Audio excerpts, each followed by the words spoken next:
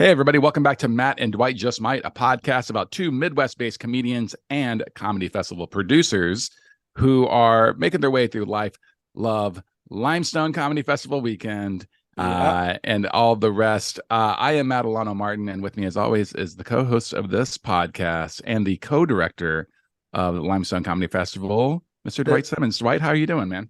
I am fantastic. Anything of note happened this weekend, Matt? No, pretty chill. Like it is weird that we're doing a podcast considering that we've seen each other pretty much nonstop. Yeah. Either seen or talked to each other nonstop for the last 10 days easily. Yeah, pretty much. Like the festival was this weekend. A lot of people think, oh, the festival's over, you're done. No. Me and you and a couple of volunteers, Devin and Joey, shout out to them for showing up on Sunday to do a bunch of manual labor of loading chairs and coolers and all kinds of stuff out of different spaces that we needed to get it out of. And then Monday and Tuesday, it's been accounting. And believe it or not, people, already discussions about next year's festival. Ooh, bury the lead. It never stops. I love it. Yeah, I had the cat's out of the bag, I guess. Had several people ask, is this the last year? And I said, see no evil, hear no evil, tell no evil. Who knows? So yeah, I think we're coming back next year. Yeah, we're making moves to come back next year. You never know. Like the planet could catch on fire at any time. But this slow burn. We were going into this not knowing, right? And we purposely did not say anything at the closing show, which typically at the closing show when we come out and do our speeches, which I've come to realize is a terrible idea. Having us speak on the Buskirk Chumley Theater stage on Thursday night, the first night of the festival, great idea. Welcoming everybody. But after 3 days of like nonstop and just intense, this year was highly stressful for me in a couple of different ways. And so I was definitely not my best during my little speech. Yeah. Jared made it sound like he hated being alive. He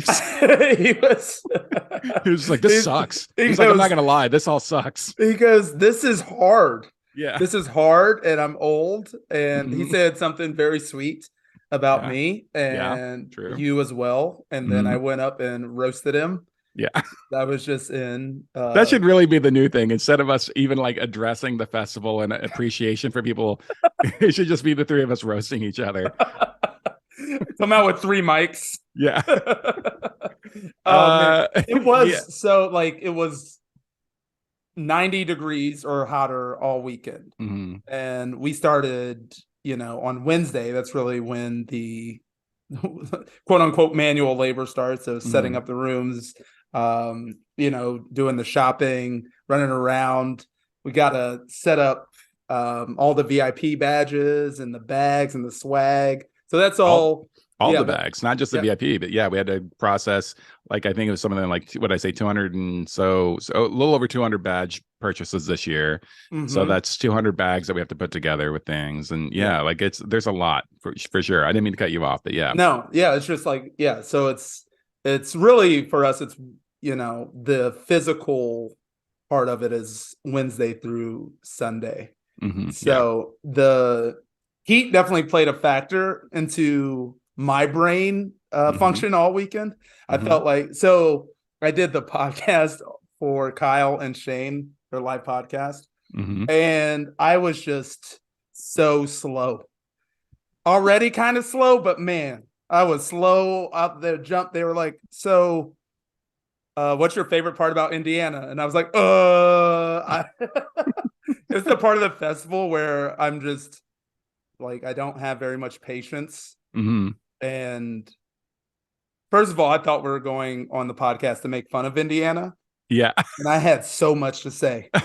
And Kyle's like, no, we do a thing where we're like, we're trying to, it's no accounting for taste. So we're trying to take something that people talk shit about and believe in the positives. You need a different guest. Yeah. How about you get someone that's visited from, but I was just, it's also the thing where you're in producer mode all weekend. So focusing on one task is pretty much an impossibility. Yeah. Because you always have a to-do list, and yours is even worse than mine. Mine is pretty simple. It's just like venue to venue to venue, but it's still a lot. And it's so hard to turn your brain back into let's riff, Yeah. relax comedy mode. Well, you're not in comedy brain, you're in producer brain, which is a very Yeah. different thing. And people often ask me like, why don't you go up? It's like, because I have done a couple of spots over the course of the 10 years. I've done like, I think 2 feature spots, 2 10-minute sets. And then I used to host the Blooming 10 for a couple of years before I realized that was also just too difficult to that happens at a point in time in the festival where I need to be in the production office doing stuff. And so neither one of my sets were great that I did do, because being able to switch from one gear to the other, they were fine, but it wasn't, you're not as keyed in as much as you want to be. And that's like a tough place to be. And you did a set this year. Yeah. And I so mean, basically did 2, yeah, the because kickoff show. Yeah.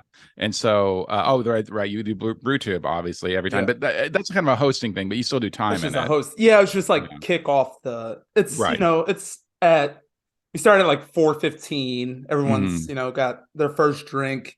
It's a brewery, so it's not like a comedy club setting, and it's just like jump starting the audience. Yeah. So that's fun. So like that's all right, not preparing, just gonna tell a couple of random jokes, thank our sponsor, then bring up the first comic. And that was great. That was great. It was a great way to get into the festival. It actually put me at ease. It made me happy for all of Thursday that I got to do that, because the show turned out so good. All the comics on it crushed, and the audience and comics that got in early on Thursday came to support the show, even though it was a little further away. Yeah. So cool. And I love our new venue, Bloomington Brewing Company. Yeah. They are absolutely wonderful human beings. Anything that we needed, they're like right there with it. Absolutely no problems. So that kind of like relaxed me. Right. Yeah. So I cannot say enough good things about Amanda Franklin and her husband, the owners of BBC, coming in this year as a sponsor. And this may sound like 2 producers that are trying to like suck up. I guarantee they will never hear this, and they're not listening to this podcast. And it's very unlikely that anyone who listens to this podcast is going to tell them that. So this is genuine. This is from the heart. Like, they were a dream to work with, and hopefully they'll be on board for many, many years, just because they were great. They're so good. And also, Amanda is like such a delightful person to talk to. And I told you this, like, she reminds me a lot of Mary Mack. So 100%. If there are comedy fans out there, comedians who know Mary Mack, that just like how sweet she is and genuine. And like, that's very much the vibe that Amanda has too. So it's like, it's definitely, they're good people to put you at ease at the beginning of the festival for sure. And I should have come and hung out for a little bit and just got soaked up some of that energy. Yeah, that was good energy, man. Yeah. She watched the whole show, and she enjoyed it. She let her employees watch. And then I did a set on Saturday, which I should not have done. Like, I did not. I was like, little inside baseball. I write all my set lists on my phone, like probably like a half hour before going up. I'm not like let me prepare all day for this. And then, so usually I'm like, all right, let's get a set list together, especially if I want to try some new things. Man, open up my Evernote and my phone would not stop buzzing, just from like text messages, volunteers. Also running the Limestone, people tagging the Limestone. I cannot even like focus on my. So I go old school. I was like, give me a piece of paper. Can I find a pen somewhere? And I go to sit down like 10 minutes before the show starts. And I'm like, all right, I'm just going to write a set list. In walks Shane Torres. And he's like, hey, man, the fest is going great. Do you know anything? Like all these questions that wad up the paper. And then I go on stage cold. And it was, like you said, just okay. It was just okay. It was Bob Edwards, who's industry from Minneapolis, comes up after and goes, well, that was fun. I was like, yeah, it was fun. There was no ending. I got the light and I just got off stage. But it's so hard. Like, I mean, just to switch those gears like that. Although I think there maybe is something to be said about doing one early on in the festival before things get too crazy. Like you had the BrewTube event but I also wound up hosting very last minute the You Got the Light event. Oh yeah. And I had a blast at it, like, which I've never hosted that event since we created that event. It's always been hosted by, I think, by Bob Nugent every time, because he's got like that really good energy for that sort of thing. But I had a blast doing it. And and I did the same thing. I did 90 seconds of jokes up top, and they all hit pretty well and everything. And I, had a couple like one-liners here and there after certain people's sets, little bumps or whatever. Yeah. But doing an actual set is also stressful as a producer, not just in the fact that what am I letting slide while I'm up here trying to get my ego stroke, but I gotta let these motherfuckers know. But it's also that too, like the last time I did one was a couple of years ago. There was a last minute like day of dropout, and so there was a sentiment, it's far too late to go into the alternate list or whatever. And so I was like, all right, it was like actually on a Sarah Schaefer show who came back this year. So this, I don't know, like 3 years ago or something like that. And I love Sarah, and it was at the Bishop. I love the Bishop. And so like, all right, I'll take that spot. It's the last block of time on Saturday. It's a Saturday 9:30 show. So it's like everything will pretty much be running and done and everything. And I went up, and it was pretty meh. It was pretty fine. But the whole time in my head, I was like, oh, I'm not crushing in front of all the other comics that are here. And now they're only going to see me as a producer and not as a fellow comic. Right. They're going to see me as like, oh, that's the Limestone guy, and he also does comedy. It's like, no. Like, I was a full-time professional comedian before I ever started this fucking thing. Like, what are you talking about? But it's we've talked about that before on the podcast. Like, there is an extra level of pressure when the room is full of other comedians. Like, you want to show and prove, you know. And so so it's always hard to switch between those two. And man, there's no way I could have pulled it off this year. Like I said, this year was particularly stressful for me, and it kind of got to me, and I wasn't at my best at all times. But luckily, all that was behind the scenes for the most part. Only a handful of people got to see me fall apart. Which day in particular did the wheel start falling off for you? Well, it's Friday, and I realize this, and I may have said this on an earlier episode. Like, I don't think I really realize or recognize when I'm having stress, like how intense my stress levels are, because I don't have like, oh, my back's not all cinched up, and I'm not like, I don't feel it physically. And so, but Saturday there was a situation. There's about 6 hours where I was dealing with the normal run of things that I have to do, which is pulling all the will call sheets for the first 7 o'clock rounds of shows, which was more intense than usual because the ticketing system that the BCT box office uses this year is not as efficient as the one they've had in previous years. It's a lot more labor intensive just to pull the sheets, the names of like who's coming to that show. There's like 3 extra steps to it, so it takes longer. And we had added 2 extra venues on Fridays, and so that entire process took a lot longer. And so during that, while I was trying to do all that, there was also the situation with a couple of comics' travel plans had gotten screwed up due to airline delays and stuff like that. And we're trying to take care of these comics. They're flying in from LA, they're flying in from Portland and all these other places. They're going to miss their first show. How do we make it so they can still get their 2 sets? Like the feature level comedians get 2 10-minute sets, and like we're trying to take care of them. And both there were 2 people specifically that I had to help out. There was a third one that it was a little bit easier to manage it. But the 2 that I found comics who then could flip with them, either give them one of their Saturday sets or like go instead of doing a 9:30 show, do a 7 o'clock show so that the person coming in late could take that 9:30 spot. Both of those comics came up to me and like we're so thankful, and specifically said like, I've been in other festivals that would not have done that, where they would have been like, tough shit, I guess you're only doing 1 set. And one person even told me about a festival stop flying Spirit. I think it was Frontier this time, but but it was one Sorry, of those Spirit. things where we don't, our whole thing is to not be that festival, like not like we try to really, like, you and I are comics, we understand sometimes it's outside of your control. You can have the best intentions. Now, that being said, and I bet these comics take this lesson to heart, you and I have been doing this long enough that we know if you do fly somewhere, you fly the day before.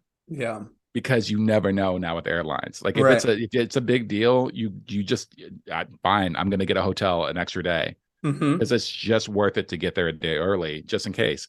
But so I was dealing with all that, trying to balance the schedule out and take care of those guys. And Also, we had a missing headliner that you had to go get. Yeah. Wasn't answering their phone, wasn't answering the hotel room phone. The manager, their agent couldn't get a hold of them, and their show had started. So I'm Yep. also then trying to figure out, while you were running down there, I reached out and contacted David Rodriguez, who's a fantastic comedian and a headliner in his own right, who comes every year as visiting industry. Yep. I was like, can you go to this venue and go up Yes. and possibly do a 10-minute set, which might turn into a headlining set if we cannot find this person? Right. Like I was like making plans, like we're going to throw you in after the Yep. last scheduled feature, and that might just turn into a headlining set. And Right. because I know he's got the chops and he can do it, and he's also a legitimate headliner, where we could apologize to the audience members there and be like, I'm sorry, so and so isn't here, but we've got a new, so we Yeah. got this person here, because he's got a dry bar coming out. He's done like real shit. Like Yeah. there's still the thing of, he is a headliner. You may not Right. know him, but people aren't going to feel like they're ripped off. He's also a person that runs a comedy club, so he gets Right. it. So he Yeah. understands the situation, and it's not too big for him. Yeah, It's but all that was happening at once. All that stuff was happening at once. everything, everywhere, all at once. For about 6 hours, and we got through it. And I was able to go see Sarah Schaefer's one-woman show, which is so fantastic, called Going Up, which is really the main thing that I wanted to see. And so the whole time I'm just like, if this bullshit makes me miss this show, I'm gonna be so fucking mad. But we got through it, and I went and watched our show, and I thought everything was fine, but I don't think I really realized like how much that stress stayed inside of me. Right. Because then the next day I just started letting like very little things get to me. Like this year we had a lot of crashers for whatever reason. Like two random dudes showed up to the ultra VIP brunch. Right. They kind of snowed their way through past the volunteer who was working the door. And so then I went up to them, and they basically did, do you know who we are? My dad owns a dealership. Basically, that's not exactly what they said, but they were like, oh, we know the CEO and all this shit. Like, what's so great is Angela, the manager of Cardinal, she and I were like arguing over who got to tell them to get fucked. Like, she's like, I'll do it. I'd love to do it. Please let me do it. Because they're like two, like, like pretty boy, frat boy looking dudes or whatever. Yeah. And so we had that. And then, it's just like these little things like added up. And then I got a little, I wasn't as calm and in control as I usually am by the end of the festival. Yeah. And so it's just a lot of, I don't know, like maybe it's good because it's really made us re-examine the way that we do the festival internally, structure wise. Maybe it's good that it broke me this year. Yeah. In a way. And it's because you and Jared and I have already started having conversations about doing some different structural things where we bring on some more people, maybe not as equal partners in the festival, but as like a level just below us. Yeah. That like senior volunteers that work with us kind of almost year round. Right. And that are taking a lot off of our plates because, it's like we said in the meeting, like you personally are running around to each green room to make sure they've got enough beer and water. It's not something a co-director really should be focusing on, right? Yeah. Like we need you to go to the hotel and wake up the headliner. Yeah, that's on me. We're not sending.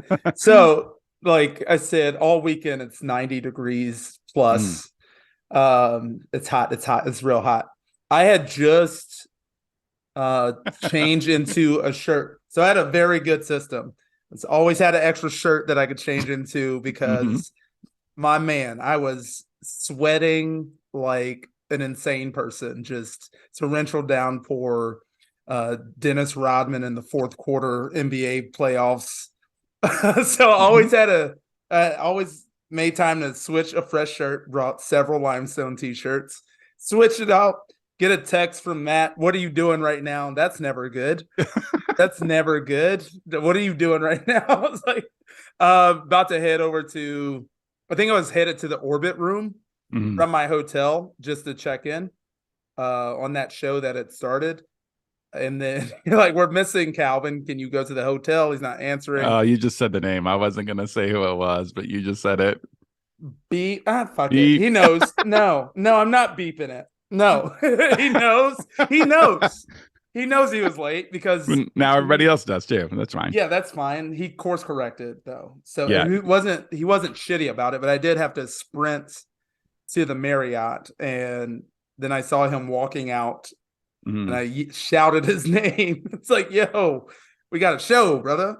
Yeah. Oh, he looked good. He was not sweaty. Man is He's a very attractive human being. He is. Yeah, he's in Good great Lord. shape. Yeah, He could have sprinted over there and probably not broken a sweat. That's how I good a know. shape he is in. Damn, just cool, calm, and relaxed. But he made it to the venue before set. As I'm trying to, I've never met Calvin, so I'm like Me out of either. Yeah. breath.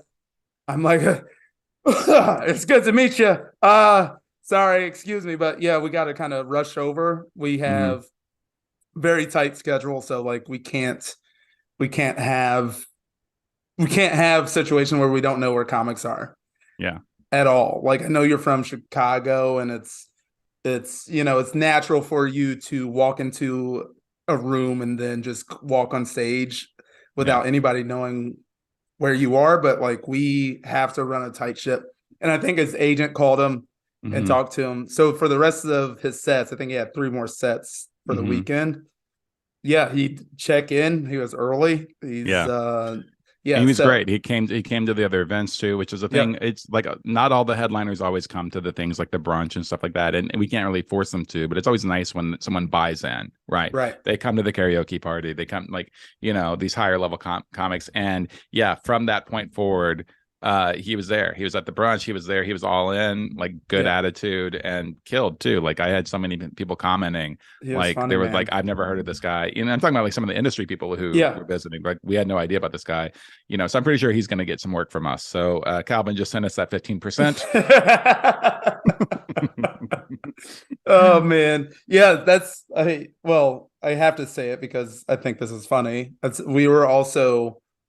I was also tracking down Brad Sativa, who's another black comic, and I got to Brad, and he finally got to the venue, and I said, "You black men are not going to do this to me. Y'all not going to do this to us. Show up, be on time." But like, sorry, I just have to. Can I pause there? This just reminds me of a great Jameson Raymond joke that he had. Story, really. One of the original Bloomington things. He had a joke about like he was driving, he saw a car was like off the road in the ditch, and it looked like it was just not that serious. But he's like, "Oh no, that sucks." And then the person getting out of the car was an Asian woman. He's like, "Come on." He's like these are 2 stereotypes that you should be working hard to like every person can be like, "See, I told you." Yeah, drives by. So what you're saying is in the future we need to tell all black headliners their showtime is actually 45 minutes earlier than it is. Is that what you're saying? Cookout rules apply. Oh man. Like honestly, the amount of stress that I experienced was minimal in comparison. You're out here doing logistic stuff, which is much harder to solve than the physical attributes of like trying to like make sure green rooms have the necessary things that they need, making sure people are where they are. Like that's much easier to do than to try to rearrange shows on the fly. And also even like dealing with a printer that malfunctions when lineups and call sheets have to be somewhere in 10 minutes is enough to make you go crazy if that was the only thing that was going on. Yeah. And add that on top of everything, everywhere, all at once. That's going to be my maybe that's the name of the it's the episode. Yeah, that's a good name of the episode. It's I wasn't around enough to like see the stress on Friday. I think I saw you at the Sarah Schaefer show. We got to both watch that, which we never typically get to do. We never get to watch a whole show. Yeah, I mean, and the whole time I'm still working. Like I'm sitting in the very far back corner of the room, so I'm not bothering anybody else. But I'm still on my phone coordinating with all the volunteers. Yeah, through group text threads, getting like check-ins and stuff like that. And we still like. I think I asked you, "Are you okay running and collecting like doors and like doing the final switch over?" Because I really wanted to see the end of the show. Yeah. Like one of us was going to have to miss it. Yeah. And I pulled rank on you, and I said, "You're going to be the one who misses it, Dwight. I've been doing this a lot longer." So. See, this is where the legend of Matt being a monster. Yes, there it is. But it's false. It lives in your own head because you didn't do that. You got a volunteer that had been knocking it out. Oh, that's right. Yeah. It'd be cool if we both could see the end of this. Yeah. had a volunteer that we could trust. You asked him, I think you went to ask him in person. Mm-hmm. And that's why, like, I think next year we can give a little more trust and empowerment to the volunteers to take a little bit more off of our plate. The Yeah. volunteers we had this year were absolute rock stars. Like anything we needed, Mm-hmm. it was done. Like it was all hands on deck. It was Yeah. It was either fucking, it or. makes me emotional thinking about it. It was like, Yeah, we had such an amazing group. We always have a pretty good group, and it really, and most of those are drawn from those are local comics, right? mhm, That are not in the festival. Some of them are in the festival and they're doing double duty, like a lot of the, not all of them, but a lot of the local comics who got in either at the host level or even the feature level mhm, are like, yep, we could be there. Now, not everybody has that circumstance and that situation where they can do more than just the spots that they, are getting at the festival. But the ones who do step up and block out that weekend for us, I mean, it's amazing. We had 3 comics from Indy come down and volunteer, yep, and so that, we gave them gas money because, like, how could we not? Like, right, you're going to another city to volunteer for a festival. The least we can do is cover your gas, yeah, and so, yeah, just like a great crew. And I think we have decided we do need to expand on it and maybe open it up to not just being comics and like we've had a few people here and there. Like my friend Rachel DiGregorio always volunteers every year. mhm, Julie Warren is another like local Bloomington person, not a comedian, but has always been stellar in that role when she's been able to volunteer for the festival. But it's just opening up a little bit more. It's going to make it a little bit easier on all of us and less stressful, and possibly more stressful. I don't know. We might be just entering into a different type of stress, by having yeah. a larger pool of people to kind of keep tabs on. But I feel good about that decision. And, you're right, man. Everybody who showed up, it was kind of either or this year. Either Yeah, people were like, I can do yeah, anything you need all the time, or like, I just can't do anything, like their personal schedule, or for whatever reason they just weren't stepping up to volunteer, right? yeah, And so thank God we had that first group, who could fill in those gaps, yep. so really, really fantastic crew. I've already forgotten most of their names, or else I would thank them. So I know Genevieve and Carrie C from, I'm going to shout them out. They did yes, of drive down course. from And Laura Indianapolis. Cord, that was the And third. And Laura Laura, Cord, yeah. yeah, drove down Yeah. from Indianapolis. Jetta volunteered last year, Yep. and is just she's a special person, right? She Like, is. she's just like she's a I hate to say it like this, but she's like an actual for real adult in comedy, which is rare.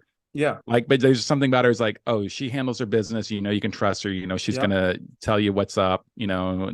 Not spin it, and she's gonna just show up and do what's asked of her, and do it, joyfully. And Carrie and Laura did the exact same thing too. But Jetta's been back to back years, so yeah, special Yeah. shout out to her. Yeah. And she takes initiative. Like she, True, yeah, like problem solving on the fly, and we'll figure it out when we figure it out. It's like, giving yeah, that empowerment. yeah. Because there are situations at working the door, we have volunteers. They don't always know the answers. Mm-hmm. So, it's, if we can't be there right then, they have to send a text while these people wait to get into a Yeah. show. Or they have to make a judgment call. And, Yep. and all of them made the right call in the moment. Carrie C did the same thing. There were people that were salty. She was working the door at the Orbit Room, which is one of our new venues that turned out to be one of the more popular venues. Like, it packed out both of the shows that we did there. And there were women there who got there late and their seats were gone, even though they had badges. Yep. And Carrie was like, I'm sorry that you're mad. I'll go get 2 more chairs from the back. Yeah. But, you were here and then you left to go do something. Like, Yeah. there's no holding chair. So they did a great job for sure. They And did. yeah, all the volunteers did. So yeah, so that was, I mean, it was a big success, like I had a blast. Like, just watching. I like always. I had a blast. Like, just watching comics prepare for their sets. Like, you mhm, can feel the anxiousness and the nerves because they want to do a good job. It's like what we just talked about. You traveled all the way here and now you're performing in front of a lot of your peers. A lot of yeah, comics hang out and watch shows. Cal Kinane might pop into your show and watch your set, and you can see him in mhm. the Bishop in the back of the room. So you're like pacing, like, He Cal Kinane's going to watch He did that to a lot of people. He did that. Yeah. Yeah. He watched a lot of the shows. Yeah. He jumped on the You Got the Light. He did the, it's awesome. And yeah, shout out to Kyle. And now he's a great comic, but super sweet human being. For the You Got the Light 90-second midnight show, he came out to, he's like, hey, can I do this? It's already been running, right? And I was like, yeah, man, you want to go up next? He's like, yeah. And then Paul Ollinger was supposed to be next. So Paul saw me kind of like wave him off for a second. Yeah. And I brought up Kyle, and Paul's like, oh, how much time is he doing? I was like, he's doing 90 seconds. Else. He's not bumping you. He's not bumping you to do an hour, dude. Like, this is the show. And he's like, oh, okay. Because like I think Paul thought he had time to go get another drink or something. And I'm like, no, dude, you're going right up in like 90 seconds. Paul's from Atlanta, so it probably happens to him. It's like, hey, you're next. Actually, Foxworthy dropped in. And, oh, sorry, T.I.'s here. And so yeah, that's, man, I think that's what made the festival special this year, is that a lot of the headliners hung out not only at the after parties but at shows. Yeah, they came to shows if they could. I know a lot of them had shows, a lot of them scheduled a lot. But, yeah, man, to see, I think it adds a layer of depth and legitimacy to out of town comics when you know, you got Kyle and Shane and Kelly and Mahanitz coming to hang out, and Sarah Schaefer hung out at the backdoor rap party, and she's so generous with her time and so kind. That one woman show was just a highlight reel of how special of a human and artist she is. It's absolutely must watch. It should be required watching for anybody entering into comedy. Yeah.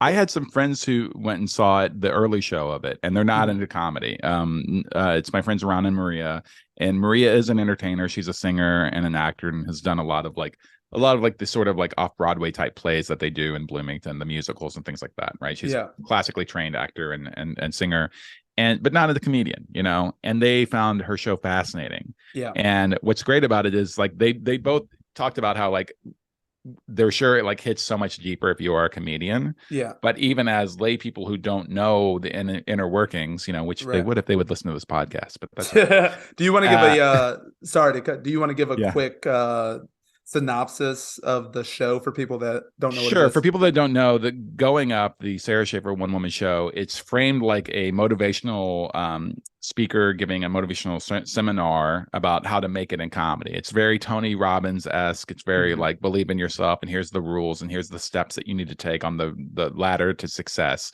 And in it, she breaks down and kind of makes fun of all these stereotypes and true things about stand-up comedy and comedy scenes and the politics behind comedy scenes, and goes through all the different types of comics there are in a very funny kind of like way of phrasing that. And the entire run of the show, she talks about first about how you have to deal with your inner voice of your inner doubt, heckler. Your inner heckler. You're right. This voice of doubt, which is physically manifested on the stage. I don't want to give too much away, but there's a character on the stage that's playing that. And as the show progresses, that inner voice of doubt and that heckler reappears a few more times until she finally breaks down and like, why am I doing this? I'm such a fraud. Like, as the person presenting the seminar.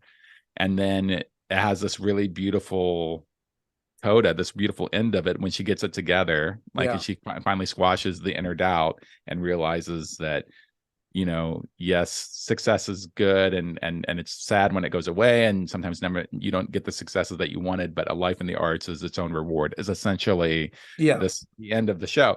But it's so clever, so smart, so well done. Some amazing like inside jokes. Yeah, definitely for comedians and comedy, but it works on so many different levels. And like I said, with Ron and Maria not being comedians, they still loved it. They still thought it was great.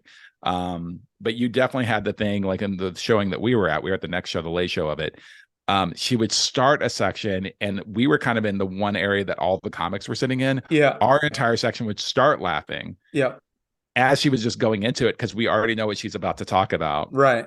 And then by the end of it, everybody else is laughing because she's written it so well that everybody gets on board. They get the joke and everything like that. Yeah. But you could really, we were like the early warning system of like, oh, shit. Oh God, like so good. Yeah, it's fantastic. And you know, I've been a fan and friend of Sarah's for a very long time, and so I told her, it's like, we kind of wanted to be the first festival to do this show. When we first heard about her developing the show in LA, we reached out pretty early on to book it.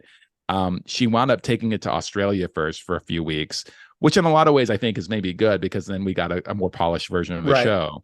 And I think we might still be the first North American festival that she's done it at. So there's still a Yeah. little bit of a bragging right there too. We'll take it. Yeah, We'll we'll take take it. it. Yeah, I thoroughly enjoyed that. I was glad. I got to pop in to watch a lot of the headliners. I think popped in to watch Kyle. He just is unfairly funny. Just Yeah. like it's just outrageous. Like just crushing. I think I watched 15 minutes and there were no breaks. He's so good at riffing. He's Mhm. so good at being in the moment and making it feel like everything he says is off the top of his head. Even as a professional seasoned comic, I'm like, how is he doing this? It's Yeah. crazy. It It's seems very stream of conscious the entire yeah, time, even though it's, he's a professional and this is worked yeah. out. Most of it's pretty, very, very much worked out. I get to hear all of his set. My production office is right off the side of the stage and the Buskirk Chumley Theater. I transformed the small dressing room into the production office, which means I get to listen to everything that's happening, right? Yeah. While I'm in there. So I did get to hear all of Kyle's set. I got to hear most of Melissa's early show and I think all of the late show. Mm-hmm. And yeah, Kyle's a monster. It was interesting. Melissa's early show, it was still good and she still got laughs and there was a bunch of people there, but her energy, just as another comic, it felt a little turned down. Like it Yeah. felt like a little, which was completely rectified in the late show. Not that she went all crazy high energy, but that's just that extra little oomph. Right. Uh, and maybe it's just like, oh, okay, she got one under her belt. And Yeah. so It's now like she's like here, and which we saw the exact same thing, I think, when Colin Quinn was here. The first show was good. And then that second show was like, holy shit. And I think he even talked about it that year. He's like, yeah, he's like, I needed to kind of get one out of the way. yeah. And now I'm loose. I'm in it. And that's how Melissa's second set I thought was fantastic. Yeah, she's also like, working a lot of stuff out. She's talking about her experience on SNL and how she's Yeah. dealt with that and personal experiences on the show. So I think Yeah. she still has a lot of pieces coming together. So like, yeah, I saw a lot of the late set as well and thought it was really great. Yeah, I got to see Mohaned, who I've never seen him do a long set. Like I think the most I've seen him do is maybe 20, 25. He's such a good storyteller. So many people came up like throughout the festival and they were like, we've never heard of this guy, but thank God we did. He's really, really fucking good. He's really Yeah. good. Did you get to watch him at all? I did not see a single minute of Mohaned. He did steal my seat at the brunch though, and I will never let him forget about it. And in fact, on his envelope that I had his payment in, when I went up and paid him on Saturday night, it did say Mohaned, the brunch bandit, The brunch bandit, which he thought was funny. But no, but he is a killer, and we know that. And he's one of those guys that was a feature at the festival a few years ago that has continued to get bigger and better, and we wanted to bring back. Same thing with Kelly Collette. We always have at least a couple of those, which are features that we've kept our eyes on that we know are ready to come back and headline now. And Mohaned, I think, did get the most. We have like a little group chat of all the local comics here in Bloomington, right? Yeah. And they love to go and give each other's like, what did you think? Their day after synopsis, like, who was your favorite? Blah blah blah. A lot of them were talking about Mohaned. A lot of them are talking about Sarah's show. A lot of them were talking about Mohaned being particularly strong. They also in that group chat were talking about how they haven't quite recovered yet. And I was like, oh, you guys don't even know. Like, you haven't recovered from doing your 2 sets and like helping out, working the door one time. Okay. Yeah. That's funny. That's funny. It's like we all get tired. I understand, and I shouldn't be too harsh because most of them had to go back to regular jobs where I, being a self-employed person, was like, I ain't doing shit on Monday. Monday, I slept so much yesterday. Sunday, we had a lot of cleanup still to do. Yeah. And so there was a lot of physical labor stuff that we did on Sunday. And then I also still had a date to go watch Ted Lasso with Denise and the aforementioned Walkers. So I had things to do. But yeah, yesterday, man, I slept. I slept, got up, ate, went right back to bed. Like it was great. I know I was exhausted because I watched Ted Lasso and we're 2 episodes behind. So watched the finale. And just bawling, just crying. I mean, it's an emotional ass show, but we're like 5 episodes behind, so we're kind of getting close. I think we have 3 episodes left, I think. Okay. And like, even in those episodes, I wanted to cry. Yeah. Like when he takes his dad to the restaurant and the team's there cleaning it up. Yeah. I almost start, even though that's the most it's the most expected thing. Like, oh, that's clearly what's going to happen. And once you know the show, clearly there's going to be a positive thing that happens after this terrible thing. Yep. And I still was like, I'm so excited for you to see, because there's a scene that they just set up for a long time. You're like, this is going to happen. Mm-hmm. I'm not going to be surprised by it. Yeah. But then the way I was like, oh, the way they did this. Oh, I was like, can we pause? Can we pause so I can have a good cry? I don't want a lot of spoilers, but I do want to guess if this is right. So the thing that they're setting up that actually finally happens is Roy Kent and Jamie Tart make out. Is that what happens? They finally... It's so hot. No spoilers. No spoilers. Yes. Writing erotic fan fiction over here. That's going to be I guarantee that's already out there. I guarantee. Oh, we got to find that podcast for the fest next year. That would be great. Yeah. That would be great. Roy Kent, he is every fucking where. All right. So. Okay, a couple more headliners I want to shout out. You talked about Kelly, but she's just, I have so much respect and admiration for her. She's just continued to get better and better and better. And I think everyone that went to one of her shows was, I'm not going to say surprised by how strong she's gotten, but just kind of, in that vein, like, all right, we're going to support Kelly. I think Kelly's headlined the Attic twice, maybe even 3 times. So she does have fans in Bloomington. Yeah. But she's such a great comic that just gets better and better. I got to watch probably like 15 minutes of everyone, I think, but I'm just like, this is fucking great. The way that she controls an audience, she's patient.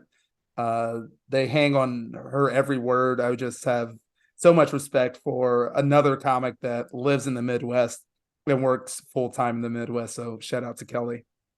Yeah, definitely. I mean, Kelly's like, for a long time, I was kind of referring to her as my comedy sister, but, she surpassed me at this point. She's much more successful than I am with her dry bar and everything like that.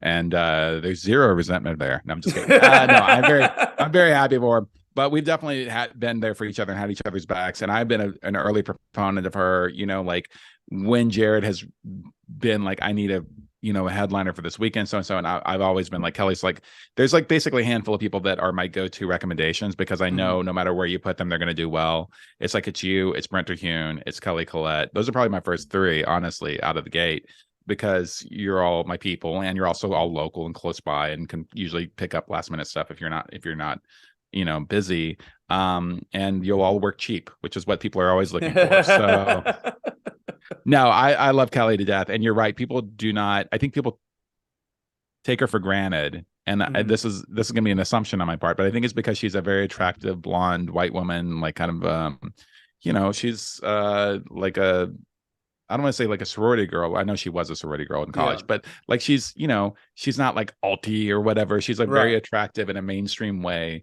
woman. And so I think in comedy, as we're seeing with the Matt Rife stuff, where people are mad that Matt Rife has abs or whatever the fuck, it's like there's a section of comedy fans and comedians who don't think comedians should be attractive. Yeah. And the fact, and so people are sleeping on Kelly. They're like, oh, it's some pretty blonde girl. What's she going to do? Well, she's going to fucking destroy. Yeah, because she's a great comic. And that's the end of it. You know? So, yeah, hell yeah to Kelly. I've always, stand for her, and I will continue to do that as well. Hell yeah. Hell yeah. I missed one of the highlights of the festival everyone was talking about. Deanne Smith at the Bishop got carried off stage. She made them carry her. Deanne refused to leave until the audience would carry them out the door until they could stage dive into the crowd and have them. And I've known Deanne a very long time, and we're good friends, and to the point that I am very honest with them, and I could be like, I was about to come carry you off the stage because you were blowing the light, and they were That's like, the only one not enjoying. yeah. I mean, I'm like, yeah, this is chaotic and once in a lifetime, but wrap it up. No, Get off stage. it's like That's we got so to funny. fold these chairs up and have a karaoke party. Let's go. But no, Oh, that man. video is out there online. I think a couple of people caught it, but yeah, Yeah. Deanne is maybe the most in the moment comic I've ever seen and worked with. Yeah. Like it is, yes, they have material that they'll get into and go through, but they're also fearless in the way that they'll attack any situation. And there's not a single room you couldn't put Deanne in that they wouldn't break and flip and turn Right. into fans. Like Right. they're just undeniable and super funny, and their energy. I don't know how Deanne gets that much energy. Like It's wild. it's wild and it's crazy. Yeah. And they're like that off stage too. You know, Yeah. like even just hanging with them is the funniest thing that you'll do for, you know, however long you hang with them. Yeah. And yeah, a beautiful, beautiful person. Yeah. And, They gave me the biggest hug. Yeah. And then I said, they're like, that's a great hug. And then they did it again. Like, I need another one of those. Yeah. I was like, I fucking love you. I Yeah. love you. I love you. I love you. Yeah, it's like, I think the energy of the whole festival was that. It was just community, one goal. Well, and you know this because you're on the backside of it now, but also like when you first started, like that's been the goal since day one. There's a reason that we don't have a contest element. There's a reason that when we do have industry, we don't make a big deal out of it. We don't want you talk about you see the comics like being in their own heads and trying to get ready for their sets. That's natural. That's never going to not go away. That's never going to go away. That's always going to be there. But everything about the festival is to lessen that. It's to be like, no, you've already won. This is the victory lap. You're in Limestone. You're here. And that's why I love during the 90-second show. I think it was Chanel. It was either Chanel. I think it was Chanel Hughes who went up there. And it was just like, I don't know why y'all doing your rehearsed material. Like, it's like we're already in the festival. It's like, I'm going to fuck around and do some shit. And I was super late. So I think it was Chanel who did it. It might have been Khadijah. I'm sorry. It was one of them. And again, I only got to see them for 90 seconds before they went on to the next thing. But it's super funny. But yeah, we try to like foster that vibe. And I think it also bleeds through from the audience too. Like we're very lucky to be in Bloomington and to put it here. Like this festival would not have that vibe, and it would not be the same kind of success that it is if it was anywhere else. Like this is a very unique place. Even with all the changes in the last couple of years, it still has the heart and soul of Bloomington that comes through. And you know, and people love comedy here, man. Like the TIG show is on Monday, sold out 2 shows. We were worried that was going to affect our numbers, rightfully so. Like, oh, someone's only at limited income, they can only go to one or the other. They're probably going to go to TIG. And our numbers were good. The TIG shows were packed. I actually wound up doing time on the early TIG show because she got a flat tire. So yeah, Jonas and I both did 10-minute sets, killing time for TIG to get there.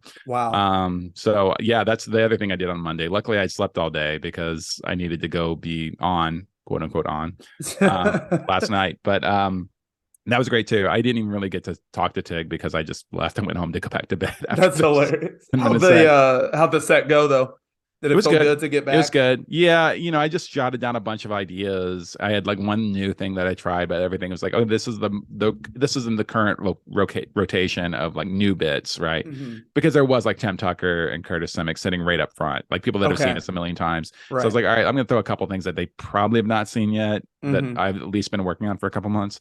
So it was good. It was loose. It was fun. They loved Jonas. Jonas had a great set. Did he? Like mine went well, but I think halfway through they're like, when's Tig getting up here? Like there was that, there was that kind of energy, you know, for a minute. So 100%. Yeah, I definitely understand that. I know that we're coming up to the end of it here, but before we do, I do want to just do a shout out. You know, we always talk about how nice it is when comedians will pull us aside and let us know that they listen to the podcast. I had that happen over the course of the weekend, but not with a comedian, but just with a comedy fan, Aaron Shepard, who is a big time supporter of Bloomington comedy. Not just Limestone Comedy Festival, but comes to the Don't Tell shows and shows at the Attic for a long, long time. She just kind of like, you know, pulled me aside at the brunch and was like, hey, I just want to let you know, I really love you and Dwight's podcast and, you know, getting a sort of behind the scenes thing. So big shout out to Aaron. Thank you for everything you do for Bloomington Comedy. And thanks for listening to the podcast. We appreciate it. Thank you, Aaron. Also said very kind words to me about the podcast. And it was great seeing Aaron at multiple shows. Yeah. I believe Aaron Kane was like one of the first people to show up to the Brew Tube show. So thank you. I think they, like you said, everything Bloomington comedy. So that's why it's fucking special, man. That's why it's special. You get these like comedy fans that know comedy fans that actually know comedy and expect and trust that we're going to put on good shows, even if they've never heard of anybody on the lineup. I think that's fun for comedy fans in Bloomington. And I think we knocked it out of the park this year. I liked on your Facebook message how unnatural you said it felt to beat your chest a little bit, but you can beat that thing. Yeah. Godzilla. It really is. I mean, I feel like I guess it's King Kong. Yeah. I wrote and deleted that, several times because I did write one that was a little bit even more cocky. That it just like felt weird. And then I wrote one where I was just like talking about how hard putting this festival on is. I was like, well, no, I'm just stealing from Jared's like closing remarks. So I had to strike that balance. But yeah, I am very proud of what we've built over the 10 years. And it's not lost on me that is an accomplishment. A lot of things don't make it to 10 years, a lot of festivals go a couple years and then they fold. My first marriage only made it to 8 years. So a lot of things. He's back, everybody. All right. He's back. But yeah, I mean, we are, like I said in the post, we are very good at what we do. I learned from one of the best. I learned from Will Pepple, a tour manager, who taught me how to be a tour manager when I was still doing that as a job back in the day. And he really exemplified of like, you just get it done. There's no other, there's nothing, there's no step two. Yep. Whatever has to be done, you get it done. And like everything that I do and that sort of ability to sort of multitask and pull it off stems directly from him and what he taught me. So, and then you guys jumping right in and like matching this sort of insane level of quality control that we have, I used to always say this about other like festivals, that maybe weren't quite as good. I would always just be like, you just have to give a shit. It's not that hard. Just give a shit. But I now realize it is hard for people to give a shit to the level that we do. Yeah. Like we give a shit, not just about the big stuff, but about the little stuff. And the little stuff is what really makes a festival great. 100%. The details. The details. And so, I'm proud. Pride is not something that I'm particularly comfortable with, but I'm proud of the festival, and it's cool. Like I did expect that we were going to get the key to the city, but that didn't happen, and that's because we still have a certain person in the mayor's office. I'm sure year 11 we get some fresh blood in there. We'll be getting the key to the city, right? The key. Yeah, they did name it Limestone Day one time. I think maybe on our 5th anniversary or whatever. Okay. Maybe. I feel like we had a Limestone Day. Can't get the full key. Can't get that. Yeah. But y'all get the money for the key? Yeah. Leave reviews and write letters. I'll pay my taxes. Hey, speaking of reviews, if you wanted to leave a positive review of this podcast, that would be great. Theoretically, that's how other people find it, is by high reviews, high scores and leaving reviews, and who knows anyway. But or you can just tell a friend. That's always good. And if you have a question, we've been out of questions for a couple of weeks and we've had plenty to talk about. Next week, we will be deconstructing your Detroit Odyssey, which we've been put on hold now for a couple of weeks. But I feel like I think it won't take much to get you back into that mindset, and you'll be able to share that story. I can access it. I'm fired up. I'm Limestone fired up. Yeah. I got some serotonin back. I went to the gym today, so I'm regaining some normalcy. I'm going to go to the Indianapolis Indians game. Nice. Today. It's supposed to be beautiful. You know what's fucked up, Matt? What? Why can't the weather of this week have been it's going to be like 78 and perfect. Yeah. I don't want to complain. It could have been worse. It could have been way worse. Yes, it was hot, but it could have been way, way worse. So I'm not going to tempt the gods for next year. Okay. Sure. But yeah, I'm in a max relax mode. I was supposed to have 2 shows this week. One of them got canceled. I have a show in Chillicothe, Ohio. Chillicothe. Oh, how do you say it? Mm-hmm. I think it's Chillicothe, I think, right? Chillicothe.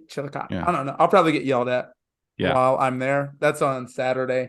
But other than that, I might go see Across the Spider-Verse. Mm-hmm. Tomorrow, I'm going to smoke some meats on Thursday. So Okay. that's you getting spring break Dwights this week. Oh So yeah. I dig yeah. it, man. Yeah, I don't have anything on my plate right now. I've still got a couple of days worth of paperwork to do to close up shop on this year's festival. But other than that, I'm going to kind of take it easy this week. Just looking forward, I will be back performing comedy again. I got to double check and make sure this is still a go, but I believe I will be in Springfield, Missouri on the 16th and 17th, featuring for Harlan Williams. Is The that his Blue right name? Room? Yeah, the Blue Room Comedy Oh, Club. nice.